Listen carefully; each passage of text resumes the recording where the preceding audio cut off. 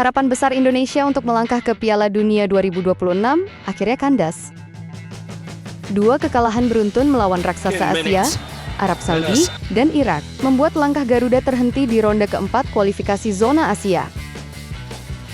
Namun, bukan hanya hasil di lapangan yang jadi sorotan, melainkan juga cara tim ini kalah, dan bagaimana manajemen tim PSSI akan bereaksi setelahnya.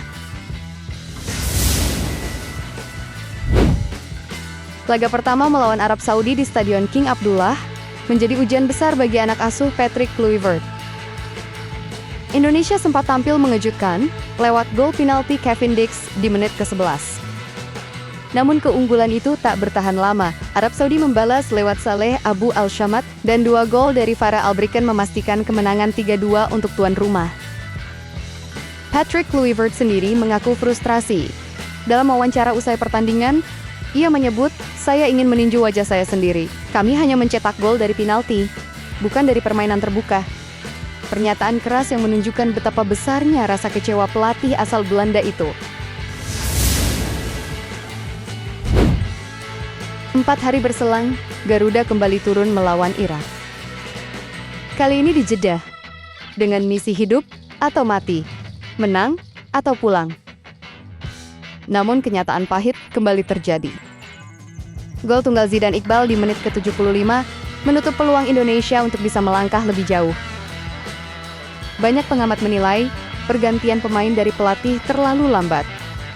Romeni dan Jonathan yang dikenal punya kreativitas dan insting menyerang, baru masuk ketika Indonesia sudah kehilangan momentum. Dan sekali lagi, permainan terbuka kita terlihat tumpul. Tim Indonesia minim kreativitas dan terlalu bergantung pada bola mati.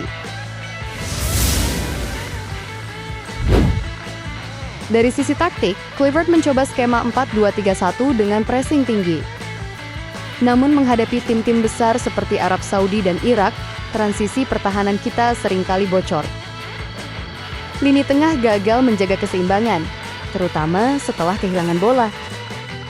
Selain itu, keputusan memainkan winger dengan posisi inverted membuat build-up menjadi lambat, dan lini serang kehilangan variasi. Analisis menunjukkan Indonesia terlalu mudah ditekan. Pergantian pemain cenderung reaktif dan bukan proaktif, serta finishing masih menjadi masalah utama timnas Indonesia. Namun kesalahan tentu tidak bisa hanya ditimpakan pada pelatih saja.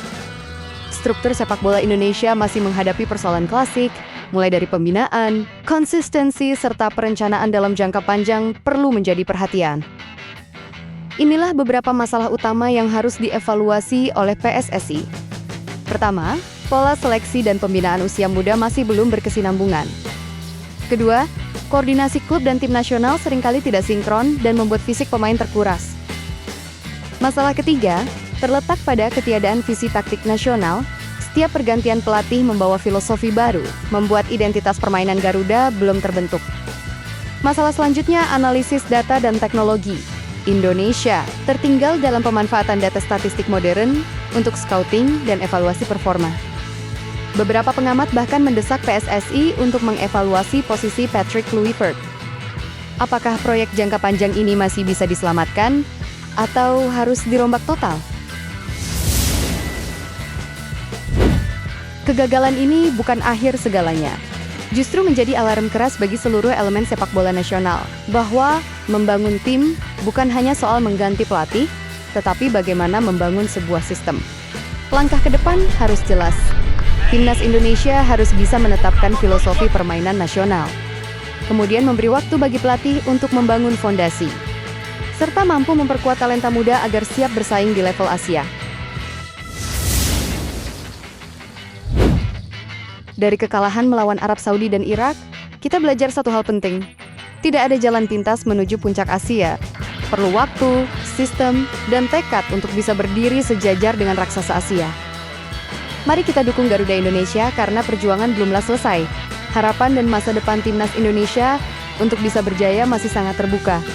Tinggal kita tunggu bagaimana manajemen PSSI bisa mengevaluasi perjalanan timnas sampai detik ini.